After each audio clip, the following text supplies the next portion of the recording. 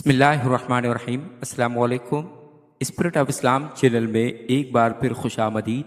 عزیز طلبہ، گزشتہ کلاس میں ہم نے سندھ بورڈ کی 11ویں جماعت کی اسلامیات کے لیکچرز کے سلسلے میں کتاب میں موجود باب صوم موضوعاتی مطالعہ کے سبق الہامی کتابوں پر ایمان لانا کو پڑھا تھا اور اسے تفصیل سے سمجھا تھا۔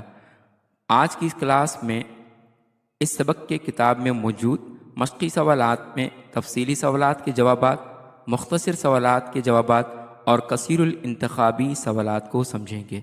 اس سے پہلے کہ سبق کا آغاز کریں، اگر آپ نے ہمارا channel spirit of Islam subscribe نہیں کیا تو چینل کو سبسکرائب کر لیجئے، ویڈیو کو شیئر کیجئے اور ساتھ لگے بیل آئیکن کو بھی دبا لیجئے تاکہ آپ کو آئندہ بھی اس طرح کی ویڈیوز کا نوٹیفیکیشن ملتا رہے۔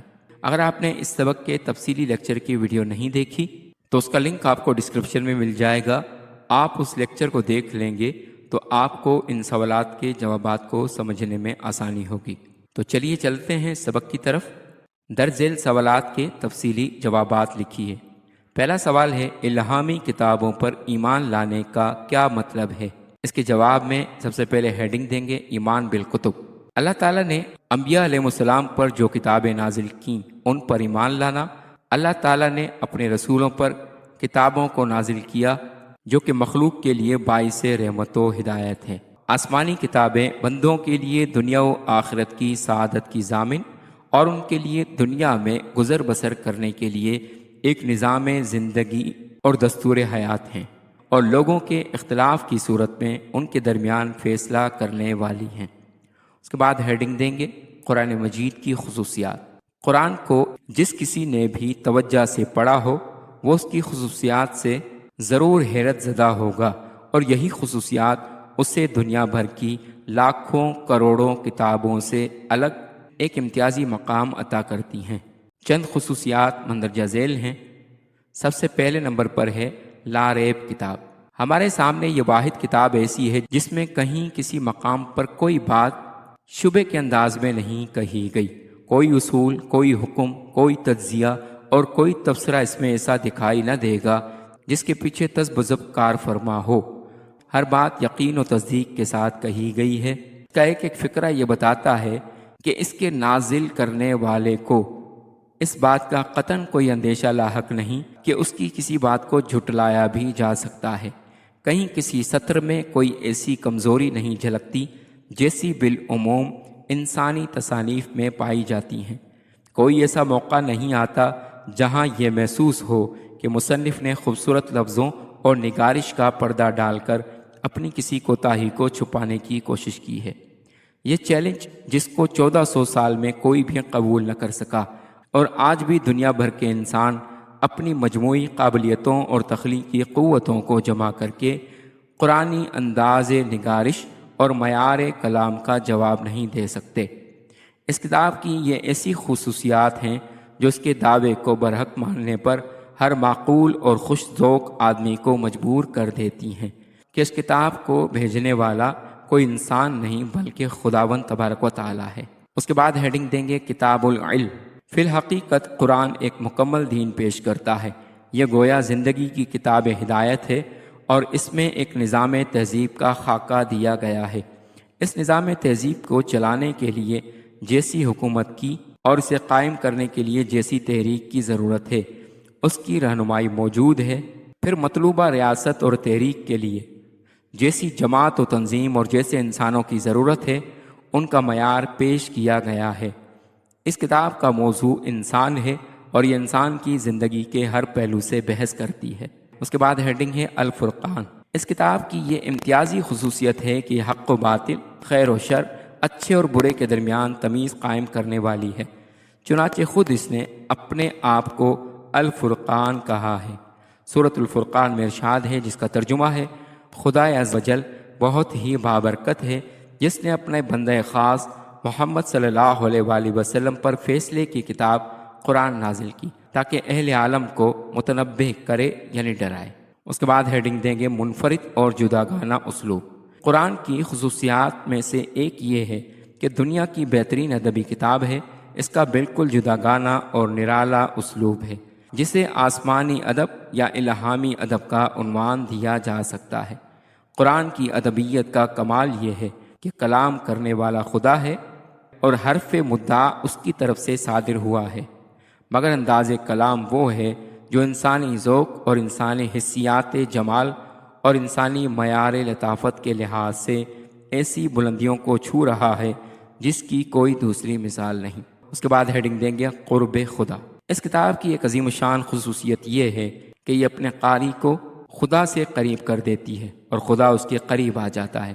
خدا کا یہ تصور کہ وہ الگ تھلگ وجود ہے جس سے انسان کا برائے نام سا تعلق ہے، وہ بھی بس دور پار کا۔ قرآن پڑھتے ہی اس قسم کا محدود، کمزور اور باطل تصور مٹ جاتا ہے۔ اس کے بعد ہیڈنگ دیں گے حفاظت کتاب۔ قرآن کریم کو یہ اعزاز حاصل ہے کہ یہ آخری الہامی کتاب ہے جو 1400 سال سے اپنی اصلی حالت میں لفظاً، حرفاً اور اعراباً موجود ہے۔ حفاظت قرآن، اس کی ترتیب و جمع اور تعلیم و تعلم کا کام اللہ تعالیٰ نے اپنے فضل و کرم سے اپنے ذمے لیا ہے۔ اللہ تعالیٰ نے اس کی حفاظت کا اعلان کرتے ہوئے ارشاد فرمایا، قرآن مجید کی آیت کا ترجمہ ہے، بے شک ہم نے اس قرآن کو نازل کیا اور یقیناً ہم ہی اس کی حفاظت کرنے والے ہیں۔ اس کے بعد دوسرا سوال ہے، جن انبیاء کرام علیہ السلام پر الہامی کتابیں اور صحیفے نزول ہوئے ان کا ذکر کریں۔ اللہ تعالیٰ نے گزشتہ زمانے میں مختلف قوموں کی ہدایت کے لیے صحیفے اور کتابیں نازل کی ہیں۔ ان میں سے 4 مشہور کتابیں یہ ہیں جو اللہ تعالیٰ نے اپنے پیغمبروں پر نازل فرمائیں۔ نمبر 1 توریت، حضرت موسیٰ علیہ السلام پر نازل کی گئی۔ زبور، حضرت داؤد علیہ السلام پر نازل کی گئی۔ انجیل، حضرت عیسیٰ علیہ السلام پر نازل کی گئی۔ قرآن حکیم اللہ تعالیٰ کی آخری اور افضل و اکمل کتاب ہے جو اللہ نے اپنے پیارے محبوب حضرت محمد صلی اللہ علیہ وآلہ وسلم پر نازل فرمائی۔ کے بعد ہیڈنگ دیں گے کتابوں پر ایمان لانے کی حقیقت و ضرورت۔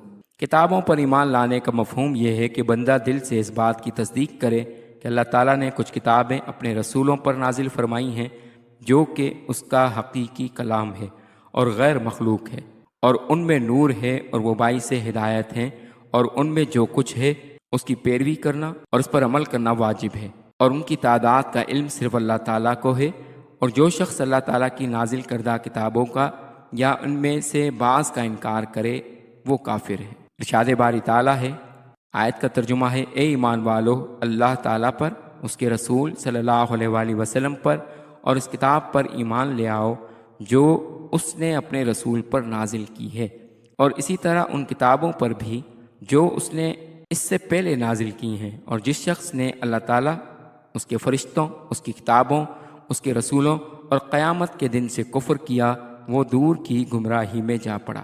اس کے بعد ہیڈنگ دیں گے کتابوں پر ایمان لانے کی کیفیت۔ اللہ تعالیٰ کی کتابوں پر ایمان لانا 2 طرح کا ہے، اجمالی اور تفصیلی۔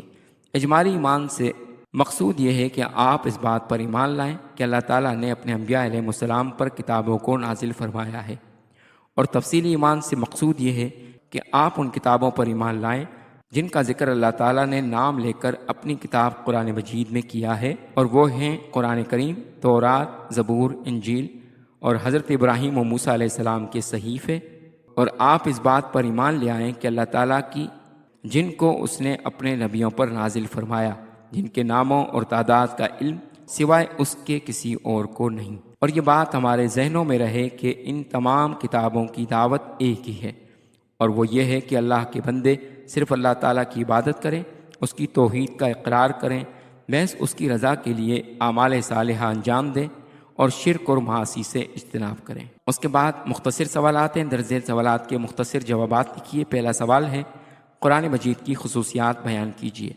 اس کا جواب ہے، ہیڈنگ دیں گے قرآن مجید کی خصوصیات۔ قرآن کو جس کسی نے بھی توجہ سے پڑھا ہو وہ اس کی خصوصیات سے ضرور حیرت زدہ ہوگا، اور یہی خصوصیات اسے دنیا بھر کی لاکھوں کروڑوں کتابوں سے الگ ایک امتیازی مقام عطا کرتی ہیں۔ چند خصوصیات مندرجہ ذیل ہیں۔ نمبر 1 لاریب کتاب، نمبر 2 کتاب العلم، نمبر 3 الفرقان، نمبر 4 منفرد اور جداگانہ اسلوب۔ اس کے بعد دوسرا سوال ہے، حفاظت قرآن مجید کا مطلب کیا ہے؟ اس کے جواب میں ہیڈنگ دیں گے حفاظت قرآن مجید۔ قرآن کریم کو یہ اعزاز حاصل ہے کہ یہ آخری الہامی کتاب ہے جو 1400 سال سے اپنی اصلی حالت میں لفظاً، حرفاً اور اعراباً موجود ہے۔ حفاظت قرآن، اس کی ترتیب و جمع اور تعلیم و تعلم کا کام اللہ تعالیٰ نے اپنے فضل و کرم سے اپنے ذمے لیا ہے۔ اللہ تعالیٰ نے اس کی حفاظت کا اعلان کرتے ہوئے ارشاد فرمایا، ترجمہ: بے شک ہم نے اس قرآن کو نازل کیا اور یقیناً ہم ہی اس کی حفاظت کرنے والے ہیں۔ اسی طرح سے تیسرا سوال ہے، اعجاز قرآن مجید کسے کہتے ہیں؟ ہیڈنگ دیں گے اعجاز قرآن مجید۔ اعجاز قرآن مجید سے مراد وہ خصوصیات ہیں جو قرآن مجید میں پائی جاتی ہیں اور جو کسی اور کتاب میں نہیں پائی جاتی ہیں۔ یہ خصوصیات قرآن مجید کی حقانیت اور عظمت کو ظاہر کرتی ہیں۔ قرآن مجید کے اعجاز کی کئی قسمیں ہیں جن میں سے کچھ درج ذیل ہیں۔ نمبر 1 لسانی اعجاز، نمبر 2 علمی اعجاز، نمبر 3 نبوی اعجاز، نمبر 4 روحانی اعجاز۔ اس کے بعد سوال ہے، انسانوں کو الہامی کتابوں کی ضرورت کیوں ہے؟ اس کے جواب میں ہیڈنگ دیں گے الہامی کتابوں کی ضرورت۔ انسانوں کو الہامی کتابوں کی ضرورت کی کئی وجوہات ہیں جن میں سے کچھ درج ذیل ہیں۔ سب سے پہلے نمبر پہ بیان کیا گیا ہے کہ مقصد اور معنی تلاش کرنے کے لیے، یعنی انسان ایک روحانی مخلوق ہے جو اپنے وجود کا مقصد اور معنی تلاش کرتا ہے۔ الہامی کتابیں انسان کو اس کے وجود کے حقیقی مقصد اور معنی کے بارے میں آگاہ کرتی ہیں اور انہیں اپنی زندگیوں کو ایک معنی خیز انداز میں گزارنے میں مدد کرتی ہیں۔ اس کے بعد ہے اخلاقی رہنمائی کے لیے۔ الہامی کتابیں انسانوں کو اخلاقی طور پر صحیح زندگی گزارنے کے لیے رہنمائی فراہم کرتی ہیں۔ وہ انسانوں کو اچھے اور برے کے درمیان فرق کرنے اور اپنی زندگیوں میں اچھے اعمال کو ترجیح دینے میں مدد کرتی ہیں۔ اس کے بعد ہے روحانی ترقی کے لیے۔ الہامی کتابیں انسانوں کو اپنی روحانی ترقی میں مدد کرتی ہیں۔ وہ انسانوں کو اپنے آپ کو خدا کے قریب لانے اور ایک زیادہ روحانی زندگی گزارنے میں مدد کرتی ہیں۔ عزیز طلبہ، اس کے بعد چلتے ہیں سبق کے کثیر انتخابی سوالات یعنی MCQs کی طرف۔ درست جواب کے سامنے ٹک کا نشان لگائیے۔ پہلا سوال ہے، آخرت میں تمام انسانوں کو جس جگہ جمع کیا جائے گا اس کا نام ہے؟ آپشن الف عالم برزخ، آپشن بے حشر کا میدان، آپشن جیم پل صراط، آپشن دال قیامت۔ اس کا درست جواب ہے آپشن بے حشر کا میدان۔ اس کے بعد سوال ہے، قرآن مجید کو کون سی چیز دوسری کتابوں سے ممتاز کرتی ہے؟ آپشن الف حفاظت، آپشن بے ضخامت، آپشن جیم قدامت، آپشن دال جدت۔ اس کا درست جواب ہے آپشن الف حفاظت۔ عزیز طلبہ، امید ہے کہ آپ کو آج کا لیکچر پسند آیا ہوگا۔ اگر آپ کو لیکچر پسند آیا تو چینل کو سبسکرائب کر لیجئے اور بیل آئیکن کو بھی دبا لیجئے تاکہ آپ کو آئندہ بھی اس طرح کے مزید لیکچرز ملتے رہیں۔ ملتے ہیں اگلے لیکچر میں، تب تک والسلام علیکم ورحمۃ اللہ وبرکاتہ۔